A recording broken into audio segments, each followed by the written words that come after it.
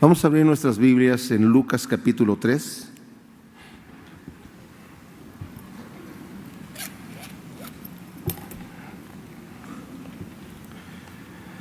Vemos aquí que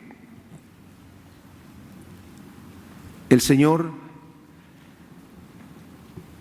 Jesucristo va a comenzar su ministerio después de la predicación de Juan el Bautista. Y Juan el Bautista es el precursor del Señor. Recibió una profecía su padre estando ministrando en el templo. Su padre era Zacarías, un sacerdote de los descendientes de Aarón. Y mientras estaba ministrando en el templo, se le aparece el ángel Gabriel y le dice que él, siendo ya anciano, va a tener un hijo con su mujer, que también era anciana y además era estéril.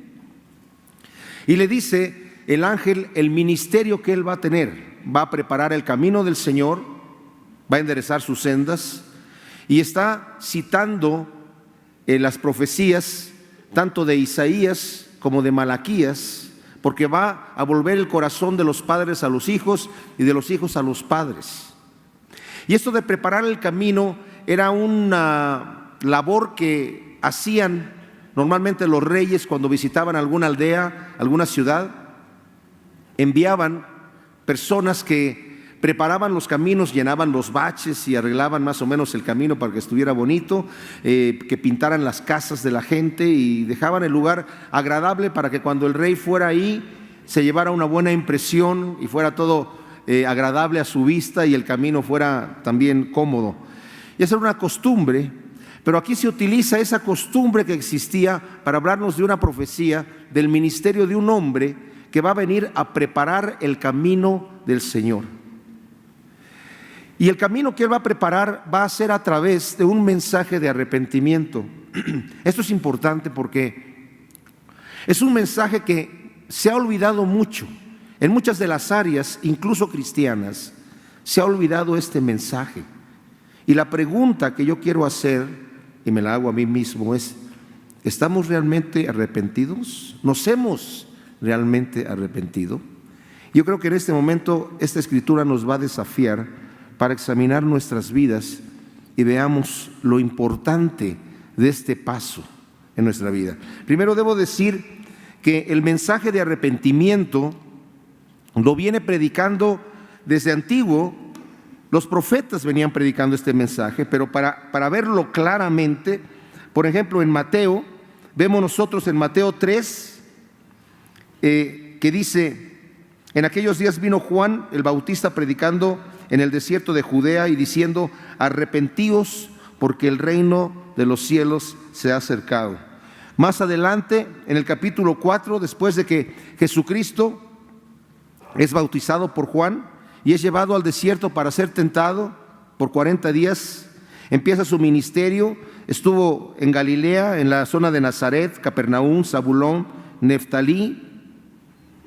Y luego dice el versículo 17 del capítulo 4 de Mateo: desde entonces comenzó Jesús a predicar y a decir: arrepentíos, porque el reino de los cielos se ha acercado. El mensaje no cambió, sigue siendo el mismo. En Hechos de los Apóstoles vemos a Pedro cuando desciende el Espíritu Santo sobre sobre los apóstoles. La gente pensaba que estaban ebrios porque ellos empezaron a hablar las maravillas de Dios en otras lenguas. Y Pedro les dice que no es así, ¿verdad? Que es lo que está sucediendo es que el Espíritu de Dios está cayendo sobre ellos. Les dice: ustedes han matado al autor de la vida. Les dice el versículo 22: varones israelitas, del capítulo 2 de Hechos, oíd estas palabras: Jesús Nazareno, varón aprobado por Dios entre vosotros, con las maravillas, prodigios y señales que Dios hizo entre vosotros, por medio de él, como vosotros mismos sabéis. A este, entregado por el determinado consejo y anticipado conocimiento de Dios, prendisteis y matasteis por manos de inicuos, crucificándole, al cual Dios levantó, sueltos los dolores de la muerte, por cuanto era imposible que fuese retenido por ella. Y más adelante en su mensaje En el versículo 36 dice: sepa pues ciertísimamente toda la casa de Israel que a este Jesús, a quien vosotros crucificasteis, Dios le ha hecho Señor y Cristo. Al oír esto se compungieron de corazón y dijeron a Pedro y a los otros apóstoles: varones hermanos, ¿qué haremos? Aquí viene la respuesta de Pedro. Pedro les dijo: arrepentíos y bautícese cada uno de vosotros en el nombre de Jesucristo para perdón de los pecados, y recibiréis el don del Espíritu Santo, porque para vosotros es esta promesa, y para vuestros hijos, y para todos los que están lejos, para cuantos el Señor nuestro Dios llamare. El apóstol Pablo, más adelante, cuando está en Atenas, también les está diciendo que les está predicando al Dios no conocido. Ellos le habían hecho un nicho, eran muy idólatras y tenían sus nichos con todos los dioses, y había uno que no tenía ninguna imagen y decían, le pusieron al Dios no conocido, que no querían ofender a un Dios que no conocieran. Entonces Pablo les dice: ese es el Dios que yo les voy a predicar. Y les dice, pero Dios, en el versículo 30 del capítulo 17 de Hechos, le dice: Dios, habiendo pasado por alto los tiempos de esta ignorancia, ahora manda a todos los hombres en todo lugar que se arrepientan. Más adelante, cuando él está hablando con Agripa, también le dice a Agripa que él ha venido a predicar el mensaje del arrepentimiento y de perdón de pecados. Esto, mis amados, lo estoy diciendo porque Dios ha puesto una manera en la cual nosotros nos podemos acercar a Él. El Evangelio, la palabra Evangelio significa buena nueva. Y hay una buena nueva. Ahí en Lucas, en donde estamos, vamos a ver las palabras de Juan. Y quiero que leamos el versículo 18 del capítulo 3. Dice: con estas y muchas otras exhortaciones anunciaba las buenas nuevas al pueblo. Y Juan es un personaje raro, diferente. Como leemos en otros evangelios, se alimentaba de miel silvestre y de langostas, de chapulines, ¿verdad? Tenía una dieta diferente. Se vestía de piel de camello con un cinto en el cuero. Y nos dice que desde pequeño se fue al desierto. O sea, desde que estuvo ahí el Espíritu Santo de Dios, nos dice aquí mismo en Lucas, en el capítulo 1, versículo 80, el niño, se refiere a Juan el Bautista, crecía y se fortalecía en espíritu y estuvo en lugares desiertos hasta el día de su manifestación a Israel. Hubiéramos pensado que lo correcto hubiera sido que Juan, siendo hijo de un sacerdote, le correspondería estar sirviendo también en el templo. Ya a la edad de 20 años o 25 años, los sacerdotes ya se acercaban para servir en el templo. ¿Y él está en dónde? En el desierto. Tiene un ministerio especial. Algunos comentaristas bíblicos dicen: qué especial, ¿no? Que Juan tiene un ministerio en el desierto. Muchos de los evangelistas hacen sus campañas en los lugares públicos, en donde hay una gran cantidad de gente, y se va al desierto y la gente va al desierto. Es como una campaña, es casi una anticampaña, ¿verdad? Contrario a todo lo que conocemos, pero en realidad Juan se cree que estaba en un lugar especial en donde la gente cruzaba el Jordán. Los judíos que vivían en Jerusalén, cuando querían ir al área de Galilea, y los de Galilea cuando querían descender al área de Jerusalén, no pasaban directamente de Galilea a Jerusalén por el lado occidental del río Jordán, que era lo más directo, porque así tenían que pasar por el territorio de Samaria, y no les gustaba a los judíos pasar por el territorio de Samaria, porque eran contrarios los samaritanos con los judíos. Entonces cruzaban el Jordán y se iban por el área de Decápolis y de Perea, y luego volvían a cruzar el Jordán justo antes de llegar a Jerusalén, y ya llegaban así. Entonces, en ese cruce, que es ahí un lugar desértico, es ahí donde estaba Juan predicando su mensaje y donde estaba bautizando ahí mismo en el río Jordán. O sea que en realidad Juan está en un lugar estratégico, bautizando gente y predicando su mensaje. Ahora, fíjense lo que dice Juan aquí. Vamos al capítulo 3 de Lucas.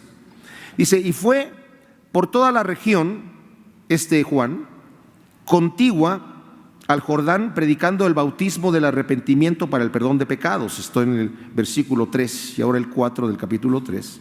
Como está escrito en el libro de las palabras del profeta Isaías, que dice: voz del que clama en el desierto, preparad el camino del Señor, enderezad sus sendas, todo valle se rellenará y se bajará todo monte y collado.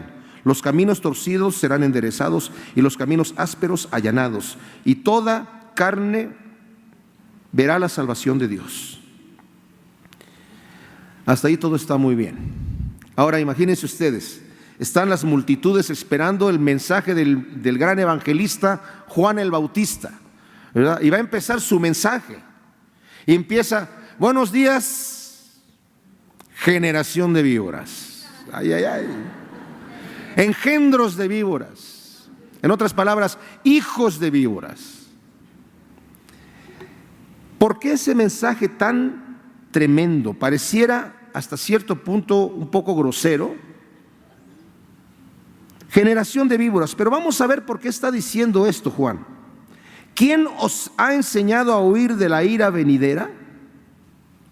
Haced pues frutos dignos de arrepentimiento, y no comencéis a decir dentro de vosotros mismos: tenemos a Abraham por padre, porque os digo que Dios puede levantar hijos a Abraham aún de estas piedras. Los judíos estaban confiando en que eran descendientes de Abraham, en que eran el pueblo escogido de Dios, y por cuanto tenían una posición privilegiada delante de los demás, con comparación a los demás hombres escogidos por Dios, todo estaba bien. Y mis hermanos, esto es importante porque quiero que nosotros nos veamos en los zapatos de estos judíos. Nosotros tal vez no estamos confiando en nuestra genealogía, pero en algo estamos confiando. A veces venimos a Cristo Jesús de una manera ligera, y si realmente no nos hemos arrepentido, que lo vamos a ver aquí si realmente nos hemos arrepentido, y espero que el Espíritu de Dios a cada persona hoy nos muestre, a cada uno de nosotros, si realmente nos hemos arrepentido. Pero si no nos hemos arrepentido, el mensaje para nosotros es: generación de víboras. ¿Quién te ha enseñado a huir de la ira venidera? ¿De la ira venidera? Dice, y con estas y muchas otras palabras les hablaba de las buenas nuevas. Ay, caray. ¿Cuál es la ira venidera? La ira venidera es que hay un Dios que es justo, y en la justicia de Dios el pecado debe ser castigado. Toda alma que pecare morirá. Es una ley que Dios mismo puso, es una ley que se necesita para que exista el bien, para que exista Dios en su santidad, para poder establecer su reino. El pecado tiene que terminar y todo culpable debe morir. La ira de Dios es una ira santa, que quiere decir que no es una ira reaccionaria del coraje, es una ira que viene justa. Y esta ira justa viene por el pecado que está ocasionado. Todos nosotros hemos sido destituidos de la gloria de Dios. Todos nosotros estamos expuestos a la ira de Dios. Sabemos que Cristo murió por nuestros pecados, y vamos a hablar de eso más adelante. Y esa es la buena nueva que todos conocemos. Sí, yo soy culpable, pero Cristo murió por mis pecados, ¿no es cierto? Sí, es cierto. Y entonces ¿me va a perdonar todo si yo vengo delante de Él? Claro que sí, me va a perdonar. Pero dice aquí el motivo por el cual Juan el Bautista es aparentemente grosero, es por el inminente juicio que viene de la ira de Dios hacia el pecado. Y está diciendo Juan, en otras palabras: ¿quién te engañó a que te sientas tranquilo de que no va a pasar nada? ¿Quién te engañó en que tú, viviendo una vida no arrepentida, estás bien delante de Dios? ¿Quién te ha enfatuado a pensar alguna cosa así? Porque dice aquí, ¿sabes qué? El hacha está puesta a la raíz de los árboles. Por tanto, todo árbol que no da buen fruto se corta y se echa al fuego. Cada uno de nosotros tenemos el hacha puesta a la raíz de cada uno de nosotros. Cada uno de nosotros para el Señor somos un árbol. Ya tenemos el hacha puesta a la raíz. No sabemos, cada uno de nosotros no sabemos, nadie, cuándo va a venir el golpe del hacha. Algunos piensan, bueno, es que cuando venga Cristo, no, muchos árboles son cortados antes. Muchos árboles son cortados antes. Pero además está diciendo, ¿quién te ha enseñado a huir de la ira venidera?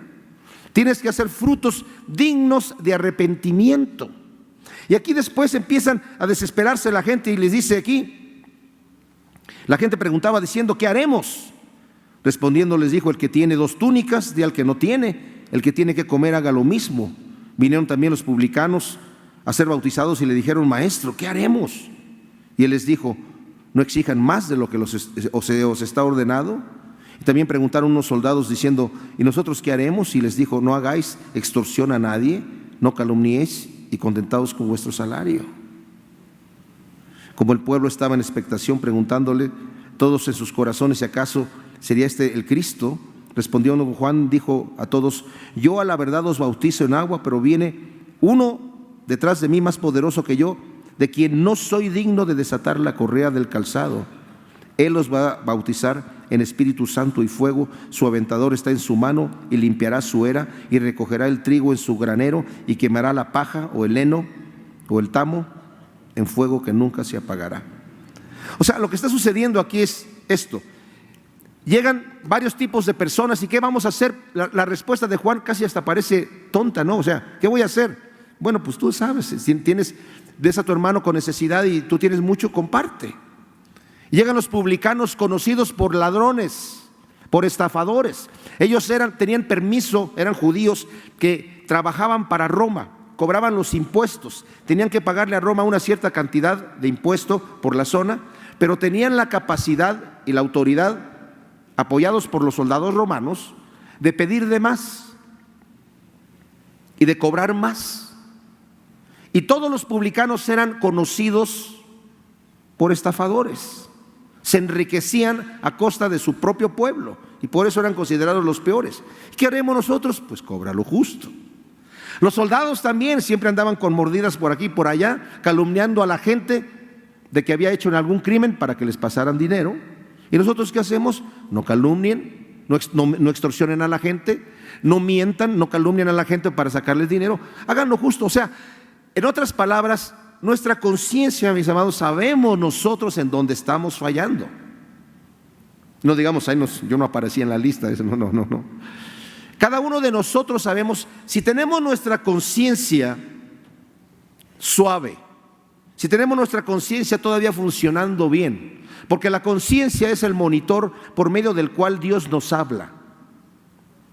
Hay personas que tienen la conciencia cauterizada, endurecida, su corazón es de piedra, y el Señor dice, ven a mí y yo te cambio el corazón de piedra por uno de carne.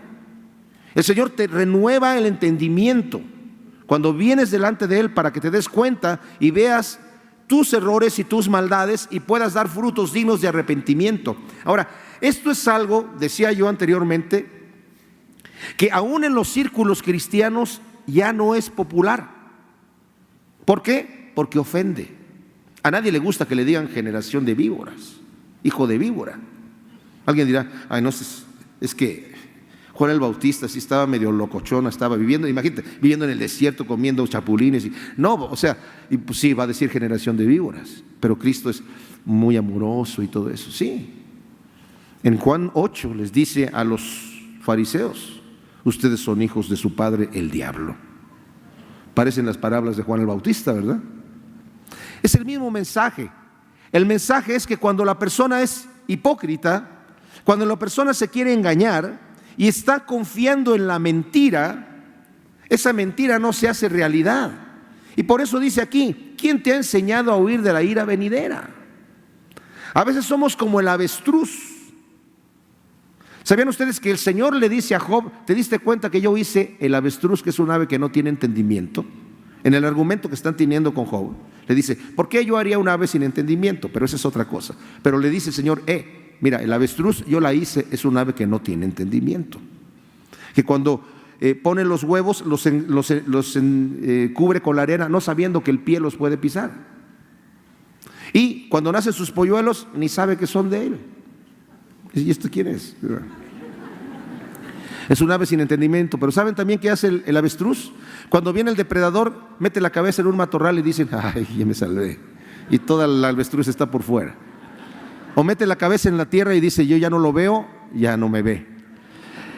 Es un ave sin entendimiento. Y hay gente que dice, yo no quiero creer lo que tú me estás diciendo, yo voy a creer lo que yo creo, y esa que yo creo va a ser realidad. Estás sin entendimiento, estás actuando como el avestruz.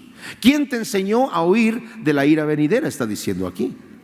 Ahora, ¿qué es lo que tengo que hacer? Mostrar frutos dignos de arrepentimiento. Dije, hay iglesias que no les gusta predicar eso, que más bien les gusta dar mensajes motivacionales a la gente. Tú eres un gran guerrero, eres un vencedor, adelante, sí, eres una gran persona, exitoso. Escuché a un predicador en Estados Unidos que decía, no te juntes con personas que te critican, con personas que te están diciendo, oye, esto está mal. No, ¿para qué? ¿Para qué te aburres? ¿Para qué te amargas la vida? Júntate con gente que te aplaude, con gente que te festeja. Yo te voy a decir, te juntas con esa gente, te va a hacer daño. Los verdaderos amigos te van a decir, ¿sabes qué? Noto que hay esto mal en tu vida. ¿Quién nos ha enseñado a huir de la ira venidera? Necesitamos mostrar frutos dignos de arrepentimiento.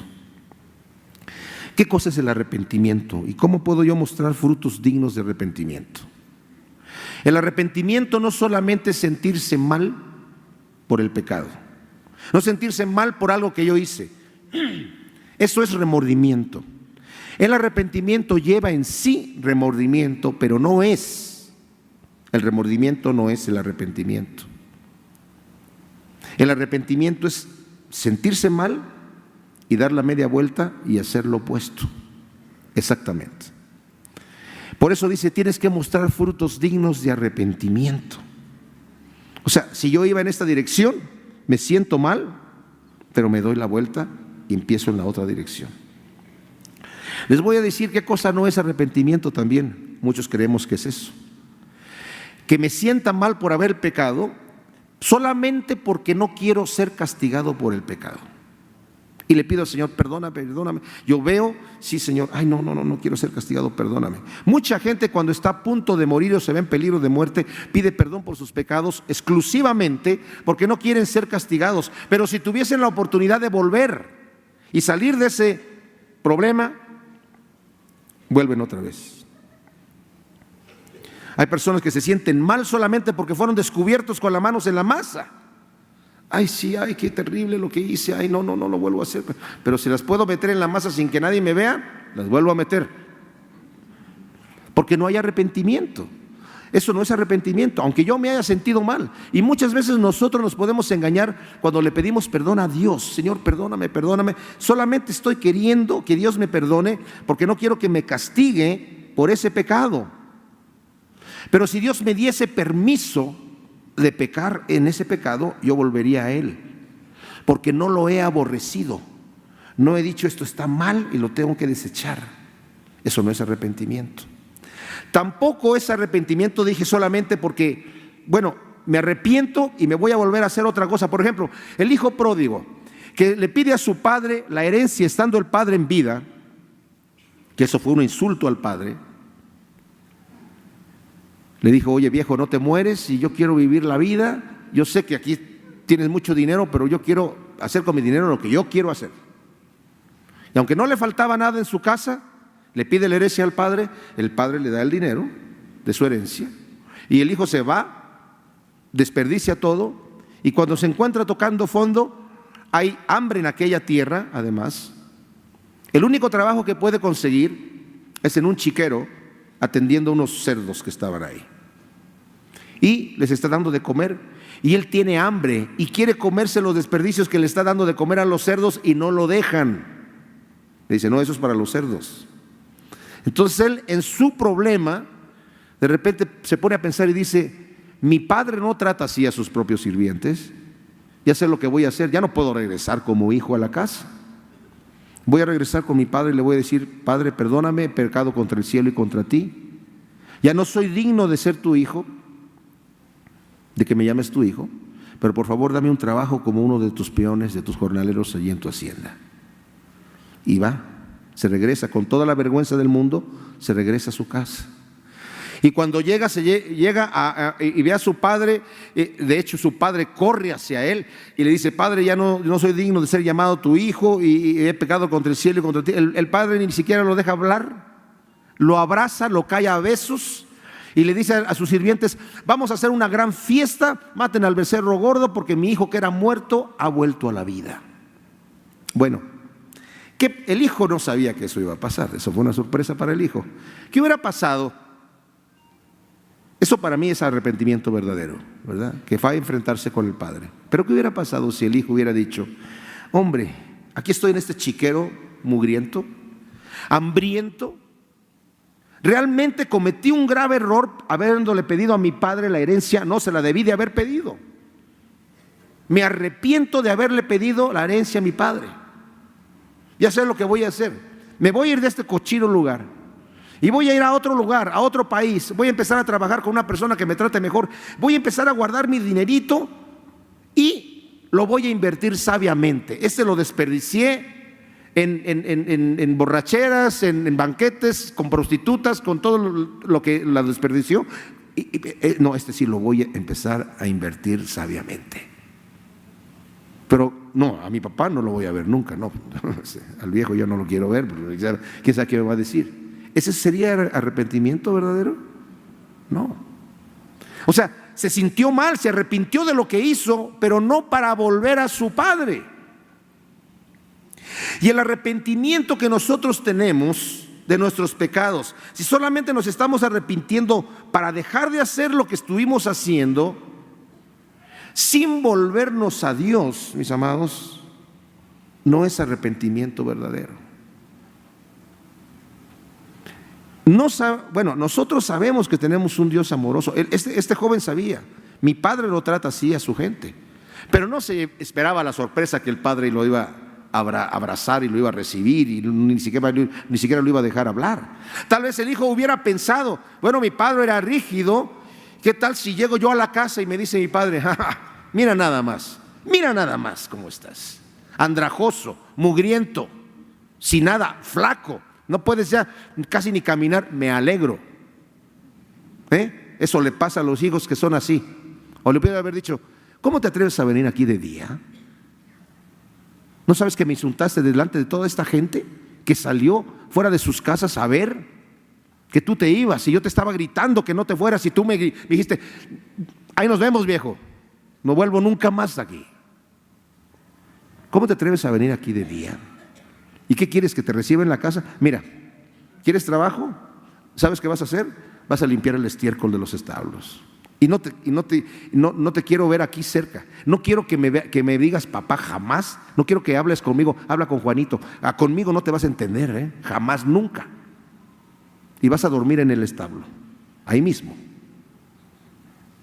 Pudo haber pasado cualquier cosa. Tal vez me tiente el corazón poco a poco. Ahí voy a ver cómo te vas comportando.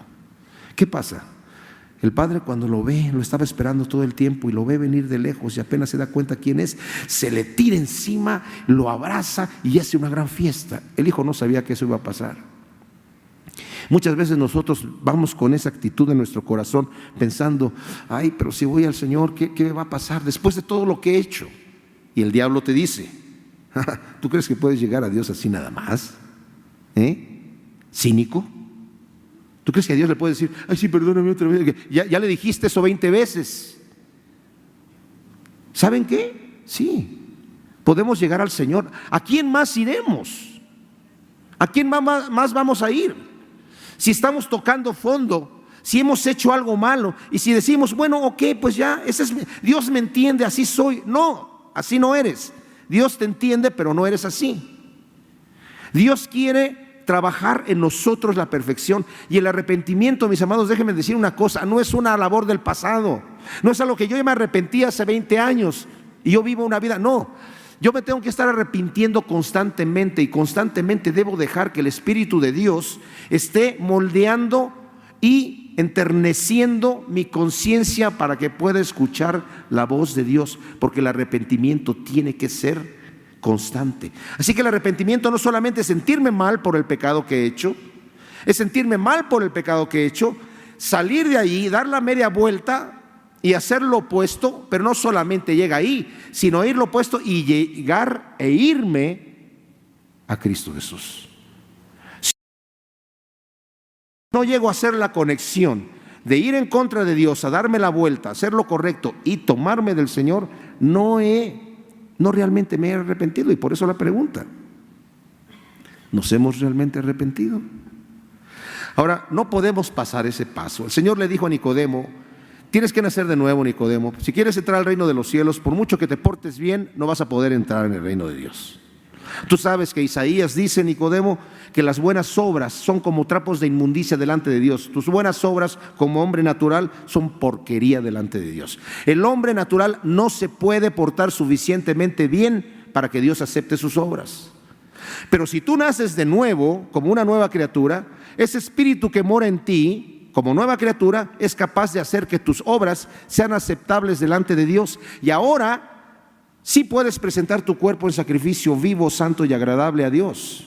Agradable a Dios. Antes no era agradable, era porquería. Ahora puede ser agradable porque el Espíritu de Dios mora en ti.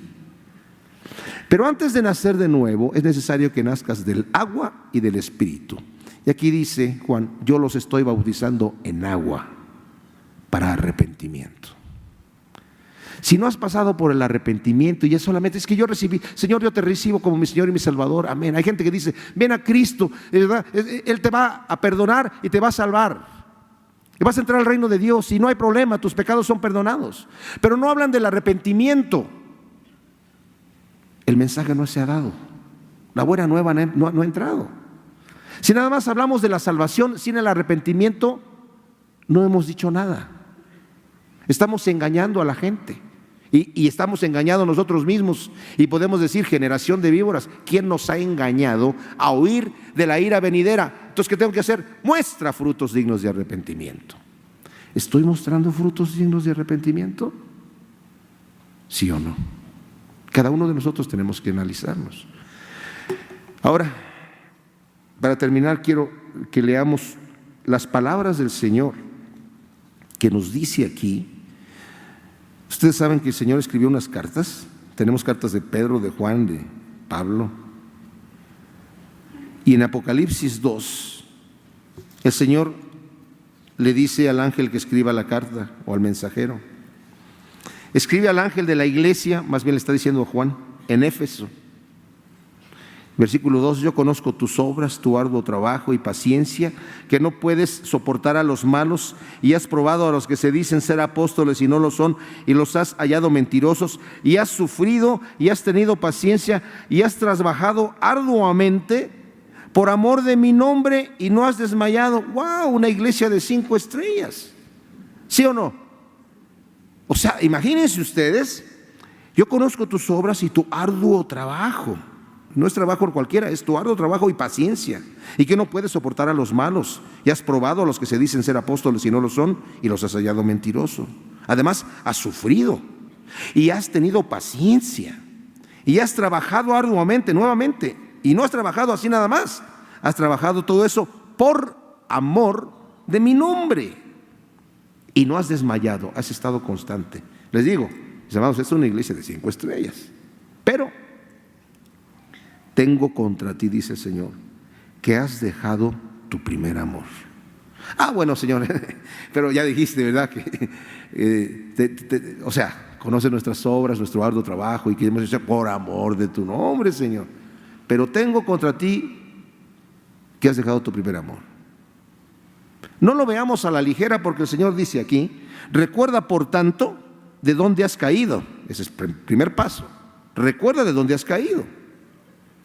¿Has estado tú, la pregunta, en algún momento en tu vida en una mejor relación con Dios que hoy? La palabra es para ti. Recuerda por tanto de dónde has caído y arrepiéntete. Ahí está la palabra. Arrepiéntete y haz las primeras obras. Y no es opcional, porque dice: porque si no, vendré pronto a ti y quitaré tu candelero de su lugar si no te hubieses arrepentido. En otras palabras, quitaré mi presencia de delante de ti. Wow, Señor, solamente porque, o sea, porque perdí mi primer amor. Sí, porque el Señor espera que una vez que demos el primer paso, demos el segundo, y una vez que dimos el segundo, demos el tercero. El Señor no quiere que nos quedemos estancados. Por eso es que tenemos que estar, nuestra lucha es constante. El que quiera venir en pos de mí, tome su cruz, niéguese a sí mismo, tome su cruz y entonces sígame. Así es como es. Y luego si seguimos leyendo, en la iglesia de Pérgamo también le dice: yo conozco tus obras, moras en donde mora Satanás, tienes ahí a los que retienen a la doctrina de Balaam, que esos son otra tipología, no nos vamos a meter a interpretar Apocalipsis aquí, y a los que tienen la doctrina de los Nicolaitas, versículo 16, por tanto, arrepiéntete. Y les dice: porque si no voy a venir a pelear con la espada de mi boca. Más adelante en la iglesia de Tiatira también tienes a esa mujer Jezabel, que la estás tolerando ahí, que está haciendo fornicar a los que están con ella.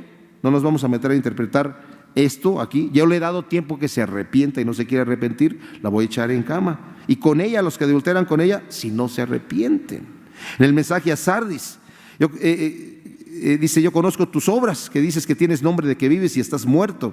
Versículo 3, capítulo 3, 2. Sé vigilante y afirma las otras obras que están para morir, porque no he hallado tus obras perfectas delante de Dios. Acuérdate de lo que has recibido y oído, guárdalo y arrepiéntete. Mis hermanos, el arrepentimiento es una labor constante de nuestra vida, porque estamos cayendo todo el tiempo. Arrepiéntete.